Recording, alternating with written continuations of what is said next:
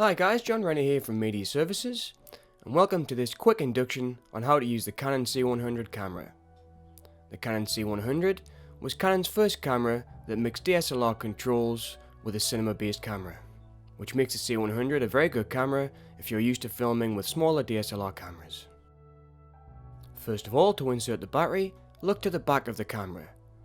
Place the battery in the back of the camera, then click to the left to secure the battery into position. The battery can then be released by using the battery release button just underneath the grip of the camera. Push this button forward, move the battery to the right to remove it. Next, let's look at the power button. The power button is located on the left side of the camera. To power the camera up, turn this button to the top. You will know the camera is powered on as the LCD screen will come into motion. To view back media in the camera, move the power button to the bottom to the media option.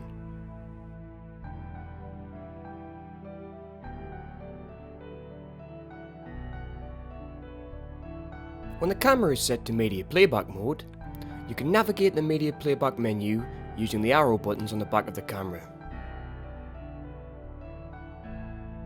To play back the footage, hit the play button at the top. Then to stop, hit the stop button beneath. To insert your SD card in the camera, look to the SD card slot above the battery compartment. You will see two SD card slots available. Insert the SD card into the slot with the writing facing upwards. Make sure to close the SD card slot after the card is inserted.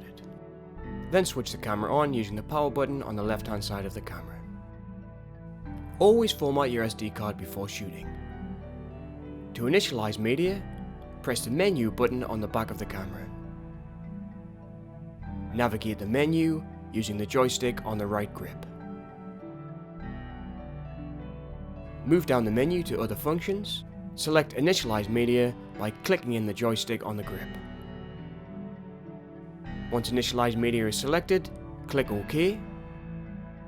This will take a few seconds to initialize your SD card. To come out of the menu, press the menu button on the top of the camera again. This will bring you back to your recording screen. Let's take a look at the camera setup menu. Press menu to access this. Navigate the menu using the joystick on the top of the grip. First in the camera setup menu we have light metering. If you click in on the joystick you will see three options: backlight, standard and spotlight. Backlight is if you are lighting a subject with backlight only, standard will do in most lighting situations, and spotlight is usually used when using one key light. Next in ISO and gain, you will see select ISO. This can be changed to gain if you are from an older video camera based background, but for most DSLR users this will be selected to ISO. ISO increments can be changed to 1/3 or 1 stop. 1/3 gives us more control over our stop increments. In iris increment, it is best to leave this to 1/3 of a stop. This is the camera's default position. In shutter, here is where you select your shutter mode. This can be changed depending on the content you are shooting. Shutter increment can be rotated between 1/4 and 1/3 of a stop. The C100 also has a flicker reduction option. When switched to automatic, this can help reduce light flicker in certain filming conditions. The last thing I will look at in camera setup is CP Cinema Locked. If you switch CP Cinema Locked on, it gives you a reduced colour palette, which means the footage will be more suitable for grading afterwards. If this is turned off, you will get a more contrasty image, which will need less grade in post. White balance, ISO gain and shutter can all be accessed by using the quick access buttons on the left side of the camera. Once the button is pressed, it will highlight the control on the LCD screen.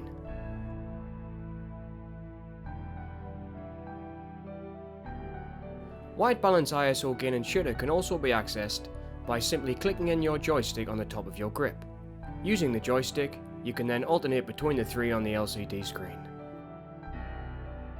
Now let's quickly take a look at some of the important options in the other functions menu. First of all, system frequency. In system frequency you will see two options, 59.94 and 50 Hz.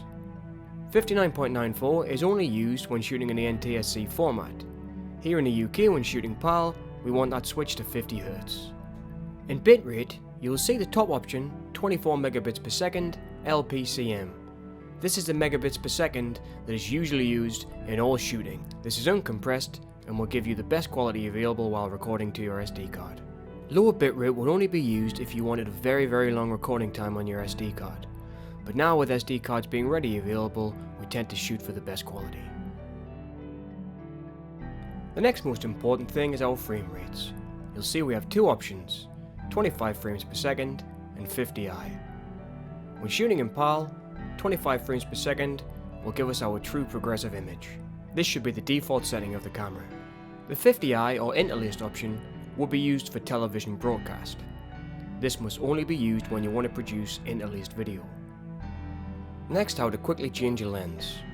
The lens release button is located to the right of the lens. Hold this in, turn the lens to the left to release. You will see a red dot on the top of the camera. Match the red or white dot of the lens with the red dot, then turn to the right to secure. Last but not least, to start your recording, you can use the record button which is located on the front of the grip, and there is also a start-stop record button to the left of the camera lens. And there we are guys, a very quick introduction to the functionality of the Canon C100 camera. Thanks for watching.